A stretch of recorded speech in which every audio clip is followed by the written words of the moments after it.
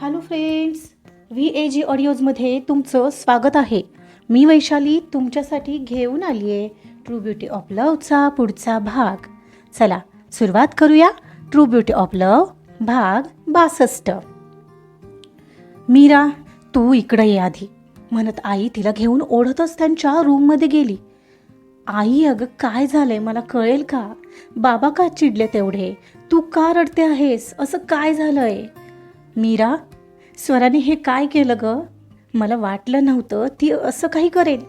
मीरा आईचं ऐकून घाबरली. तिला शंका आली जे स्वरा एक दिवस तिला बोलली होती.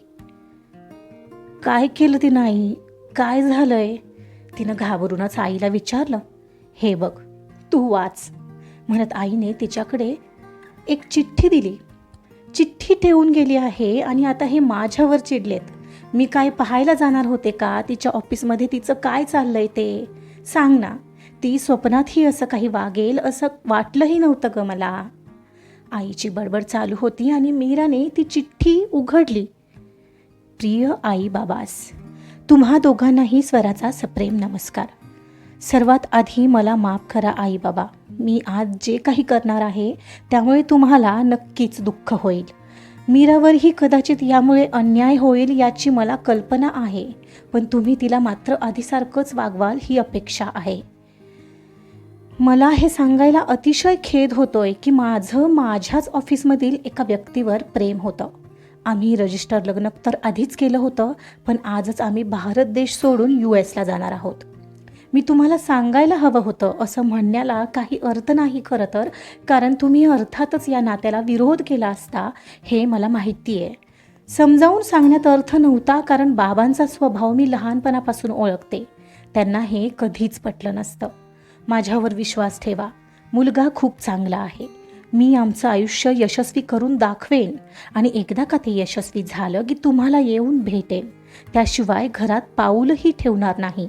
बाबा, तुम्हाला मान खाली घालायला लावायची असा हेतू माझा मुळीच नव्हता, पण प्लीज यासाठी आईला दोषी ठरवू नका, नाही मीराला त्यात विनाकारण भरडू नका. मी आता माझ्या आयुष्याचा निर्णय घ्यायला समर्थ झाले आणि हा निर्णयही मी अगदी विचारपूर्वकच घेतला आहे. बस आता तो बरोबर आहे हे सिद्ध करायचं आहे, जे की तुम्हाला आधी सांगितलं असतं तर पटलं नसतं. आई बाबा, माझं तुमच्यावर खूप प्रेम आहे. Meera, I will miss you dear. मी तुमची या जन्माची ऋणी आहे, पण मला जमल्यास माझ्या या चुकीसाठी माफ करा. तुमचीच लाडकी स्वरा. मीरा ती चिठ्ठी वाचून एकदम स्तब्ध झाली आणि मटकन बेडवर बसली. तत्क्षणी तिला शंतनूचा आजचा हसरा चेहरा आठवला. ते एकमेकांसोबत घालवलेले क्षण आठवले, त्याचा तो स्पर्श आठवला आणि डोळेच भरून आले. तू माझ्यासोबत असशील तर असाच हसत राहीन मी, कारण मुस्कुराने की वजह तुम हो, गुनगुनाने की वजह तुम हो. तिच्या डोळ्यात पाणी भरलं. किती छान दिवस घालवलेला आज आम्ही, आणि आजच हे असं केलं.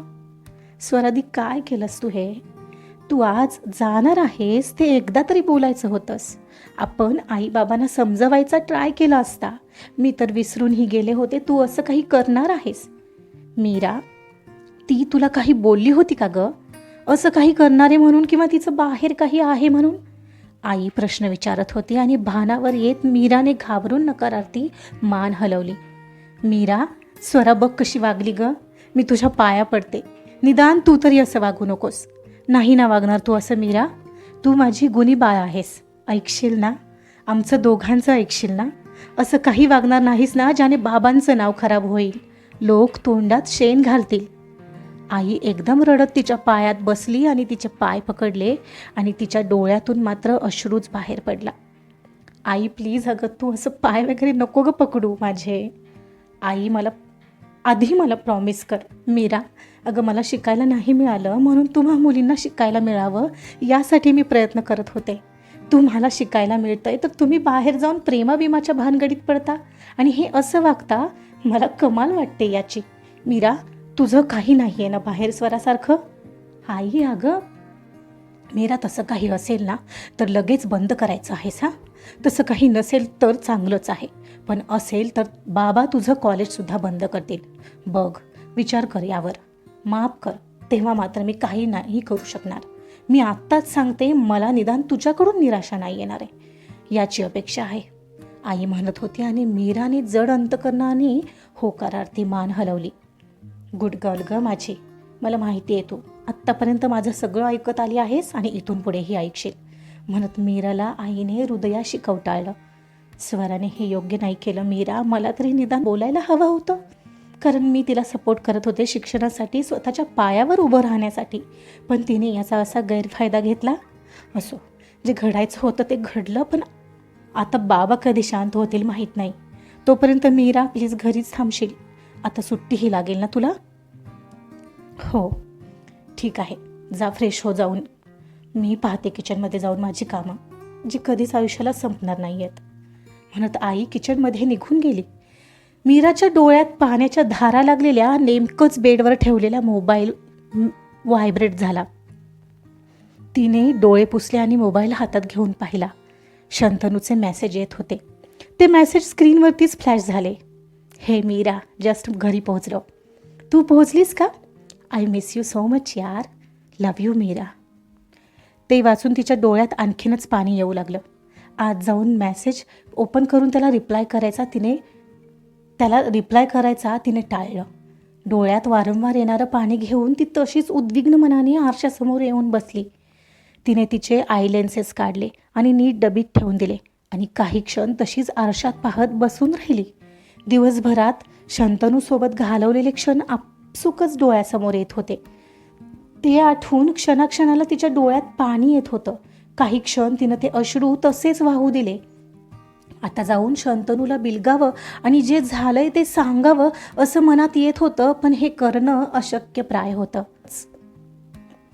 पण त्याला सांगून खरंच यातून मार्ग निघणार होता? लगेच तर नव्हताच. या चक्रव्यूहात प्रचंड वाईट अडकलेली ती, ज्यावर सगळा विचार करून तिचा झालेला, पण यातून लगेच मार्ग निघेल अशी काही आशा तिला वाटत नव्हती. आता शंतनूला पहिल्यासारखं भेटता येणार नव्हतं. त्याचा येणारा बर्थडे, त्याला केलेलं प्रॉमिस, त्याच्यासाठी करायचं सरप्राईज आणि आईला केलेल्या प्रॉमिस पुढे आता पूर्ण करता येईल का नाही याची खात्री तिला काही वाटत नव्हती. आणि त्याच विचारात तिचा अर्धा पाऊण तास तर असाच निघून गेला होता. एवढ्यात आईने आत येऊन तिला आवाज दिला. मीरा, अगं अजून इथंच बसली आहेस? फ्रेश होऊन ये, जेवायचं नाही का? कसे तरी 4 घास ढकलायचे आता पोटात, काही इलाज आहे का? उद्याचा आला दिवस आपल्याला ढकलावा तर लागणार आहे. हो आलेच, म्हणत तिने डोळे पुसत तिनं आधी तिचे कपडे चेंज केले आणि मग वॉशरूममध्ये फ्रेश व्हायला गेली. एखाद्या निर्जीव वस्तूसारखी तिची अवस्था झालेली. नळ सोडून तिने तोंडावर खूप सारं पाणी मारलं. ती काहीच क्षणात फ्रेश होऊन बाहेर आली, जणू एखाद्या पुतळ्यासारखी वागत होती. चेहरा पुसला आणि आरशासमोरचा चष्मा उचलून डोळ्यांवर घातला. खरं तर आज जेवायची इच्छा घरात कोणाचीही नव्हती, पण कोणी जेवणार नाही म्हणून जेवण बनवायचं नाही हे तर कोणत्या स्त्रीला पटत नाही ना. मीराच्या आईने जेवण बनवलेलं, अगदीच साधी डाळ भाताची खिचडी बनवलेली, पण बनवलेली. मीरा जेवणाच्या ताटावर जाऊन बसत होती. एवढ्यात बाबा तिला म्हणाले, मीरा, कॉलेज सुरू होईपर्यंत उद्याच आत्याकडे कोल्हापूरला जाते आहेस. मी येतो सोडायला तुला सोबत. बॅग आज रात्रीच भरून ठेव. त्यांच्या या एका वाक्यसरशी तिचा श्वास कोंडला जातोय असंच जणू तिला वाटू लागलं. लगेचच उद्या? तिनं अगदी बारीक आवाजात विचारलं. होय, एकदा सांगितलेलं कळत नाहीये? मीरा त्यांच्या या वाक्यावर अगदीच शांत झाली. आता जेवायची तर तिला अजिबातच इच्छा होत नव्हती, पण या दोघांसमोर तिला तसं वागणं मात्र शंकेस आमंत्रण देण्यासारखं होतं. त्यामुळे मनात नसताना ती घास पोटात ढकलू लागली.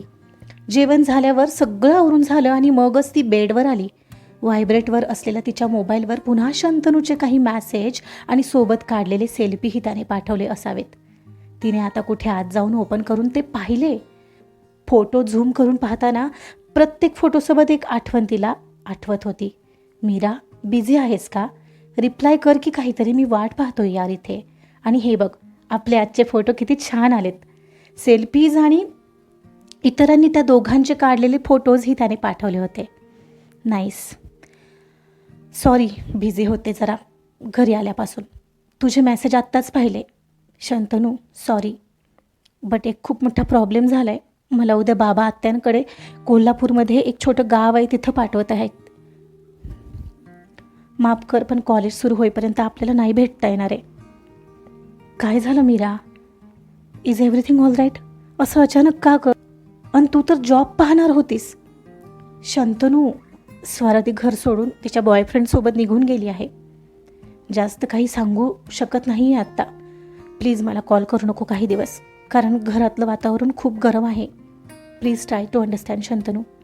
बट मीरा, न भेटता राहायचं हे ठीक आहे, पण बोलायचंही नाही कसं शक्य आहे यार? नाईलाज आहे शंतनू. तिकडं गावी तशीही रेंज नसते. त्याला मेसेज सेंड केला आणि एवढ्यात आई आली. मीरा, बॅग भरलीस? उद्या सोडतो म्हणत आहेत बाबा. आई तिथं अचानक आल्याचं पाहून तिनं मोबाईल साईडला आणि पालता करून ठेवला. आई, आत्याकडं जायलाच पाहिजे का? मला नाही जायचं आहे तिकडे. मी लहान आहे का ग आता? मला तिकडं मुळीच करणार नाही, आणि मी आता माझ्या मैत्रिणींना सुद्धा भेटायचं नाही का ग? मीरा, मला कळतंय हे सगळं अवघड आहे, पण बाबांचा विश्वास साध्य करायचा तर हे करावंच लागेल. आणि मीरा, आता सध्या बाबा चिडले, ते तुझ्यावर जास्त लक्ष देणार. एकदा का त्यांना कळालं की तू स्वरासारखं कधीच वागणार नाही तर ते ऑटोमॅटिक बदलतील. पण तोपर्यंत तरी हे सगळं ऐकावं लागेल ना बेटा. आई, हे खूप अवघड आहे ग. आता मला तुरुंगात असल्यासारखं वाटतंय. मीरा, माझी शहाणी बाळ, थोडे दिवस त्यांचा विश्वास तुझ्यावर बसेपर्यंत ऐकशील ना बाळ? प्लीज बाळ, जा पटकन बॅग भरून घे आणि झोप. उद्या लवकर उठावं लागेल. आई तिच्या डोक्यावर थोपटत म्हणाली. एका पाठोपाठ एक असे इतके भरभर सगळं आयुष्य बदलत होतं की मीराला विश्वास ठेवायला सुद्धा कठीण होत होतं. आई तिच्या डोक्यावर थोपटून काही बाई आणखी बोलू गेली, पण तिचं त्याकडे आता लक्षच नव्हतं. Meera, I am gonna miss you lot. I don't know how I am gonna face this phase. I miss you so much. यार, का केलं तिनं असं? तिला कळत नाही का? आता फक्त तिच्यामुळे तुला सफर करावं लागेल. शंतनूचे आता पुन्हा मेसेज आलेले. सॉरी शंतनू, मला बॅग भरायची आहे. आई आत्ताच सांगायला आलेली. माहीत नाही कधी भेटू आपण, बट मी वाट पाहीन त्या भेटीची. Good night. Take care of you Shantanu. Bye. म्हणून तिनं मनात नसताना फोनचं नेटवर्क बंद केलं आणि डोळ्यात आलेलं पाणी घेऊन तशीच धुसर डोळ्यांनी तिची बॅग भरू लागली. आजचा पार्ट इथंच संपला आहे. बघूया पुढं येणारे दिवस हे दोघं कसे काढणार आहेत. तोपर्यंत कथा ऐकत राहा. कथा आवडत असल्यास लाईक करा, सबस्क्राईब करा आणि शेअरसुद्धा करा. Thank you so much.